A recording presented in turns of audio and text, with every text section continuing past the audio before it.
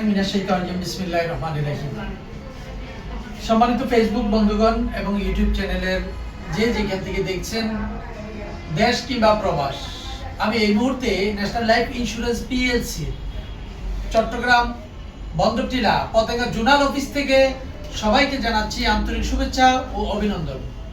এই মুহূর্তে আজকে আমি যেই একটি চেক আমার হাতে দেখতে পাচ্ছেন, 88,656 টাকার একটি চেক। এই চেকটি সম্মানিত বীমা গ্রাহক প্রতি বছর আমাদের কাছে 6,306 টাকা করে তিনি 12 বছর বীমাটি চালিয়েছেন।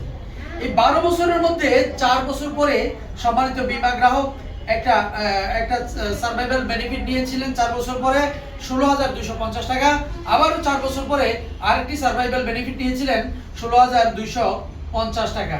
মোট 32,500 টাকা তিনি নেওয়ার পরেও আজকে এই 12 বছর মেয়াদ যখন তার শেষ হলো, তিনি ন্যাশনাল লাইফ ইন্স্যুরেন্স পিএলসি থেকে আজকে পাচ্ছেন 88,656 টাকার চেক।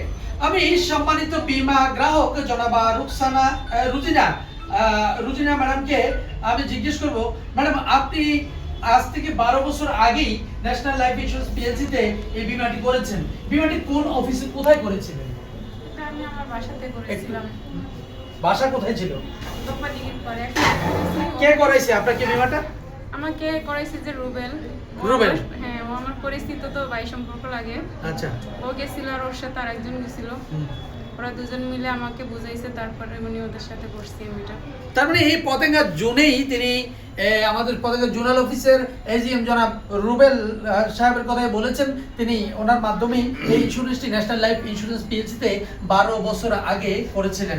এই বীমা করার সময় আপনাকে যখন আপনি বীমাটা করেছেন, তখন কি মানুষ আপনাকে কোনো রকম হয়রানির কোনো কথা বলছিল কিনা, যে এখানে টাকা রাখলে পাওয়া যাবে না, বা এই ধরনের কোনো কথা আপনাকে বলছিল কিনা, বা আপনার মনের ভিতরে কোনো ভয় ছিল কিনা, যদি একটু বলতেন প্লিজ। মানুষের কাছে শুনছি যে অনেক জায়গায় এটা মাইরা যাইতেছে, মানে অন্যান্যগুলো মাইরা যাচ্ছে, তো তাই নিজের ভিতরে ভয় ছিল যে এটা পাবো কিনা পাবো।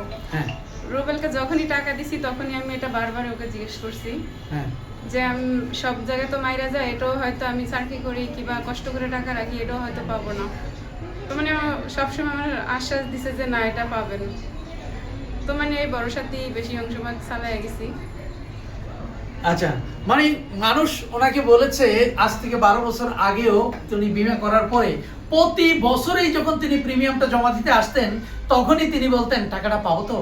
তার মাঝেও কিন্তু 4 বছর পরে তিনি একটা সার্ভাইভাল বেনিফিট পেয়েছেন, আবারও 4 বছর পরে আরেকটা সার্ভাইভাল বেনিফিট পেয়েছেন, কিন্তু তারপরেও বলছেন 12 নম্বর প্রিমিয়াম জমা দেওয়ার সময় বলছেন টাকাটা পাবো তো।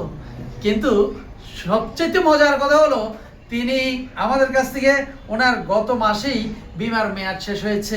ওনার ব্যাংক অ্যাকাউন্ট বন্ধ থাকার কারণে, উনি আমাদেরকে ব্যাংক অ্যাকাউন্ট না দিতে পারার কারণে ওনার টাকাটা গত মাসে তিনি নেন নেই।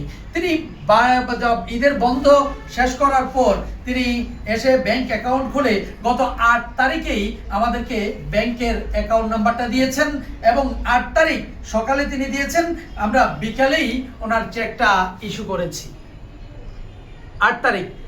তারপরে ওনাকে বলা হলো উনি গার্মেন্টস থেকে ছুটি পাচ্ছে না, এই জন্য আসতে পারছে না। আর আমি বলেছি ঠিক আছে, আপনি যেহেতু বাসায় গেলেও আপনাকে পাওয়া যাবে না, তাহলে আমরা শুক্রবার দিন হলো আমরা আপনাকে দিয়ে দেবো, আপনি আমাদের অফিসে আসেন। তো তিনি আজকে আমাদের কাছে উপস্থিত হয়েছেন, এবং আজকে সম্মানিত বীমা গ্রাহকের এই চেকটি আমরা হস্তান্তর করছি। কথাই নয় কাজে যার পরিচয়, তার নামই ন্যাশনাল লাইফ ইন্স্যুরেন্স পিএলসি। এবং আমরা যথাসময়ে এই কথাটুকু বলে থাকি, অর্থাৎ নিয়ম মেনে যারা বীমা চালায়, আমরা যথাসময়েই সম্মানিত বীমা গ্রাহকের টাকা বাসা কিংবা বাড়ি কিংবা রাস্তায় কিংবা হাটে অথবা ঘাটে কিংবা অফিসে, তিনি যেখানেই থাকেন না, আমরা তার টাকাগুলো যথাসময়ে দেওয়ার চেষ্টা করি। সেই সুবাদেই আপনারা দেখছেন আজকেও সম্মানিত বীমা গ্রাহকের 88,656 টাকার চেকটি আমরা এই মুহূর্তে হস্তান্তর করতে যাচ্ছি।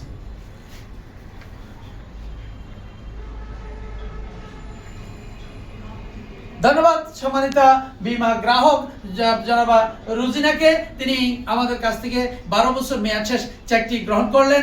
আর আমি আজকে এই ভিডিওটি যারা দেখছেন কিংবা দেখবেন, আমি তাদেরকে আবারও বলবো যে বীমা আপনি করবেন করবেন ভাবছেন কিন্তু এখনো করছেন না, তো আপনি জিতছেন না। তবে আপনি বীমা করলেই আপনি জিতবেন। আপনার এবং আপনার আর্থিক এবং পারিবারিক নিরাপত্তা দুটোই এবং সঞ্চয় সহ বীমা কোম্পানি আপনাকে দিয়ে থাকে একই সাথে।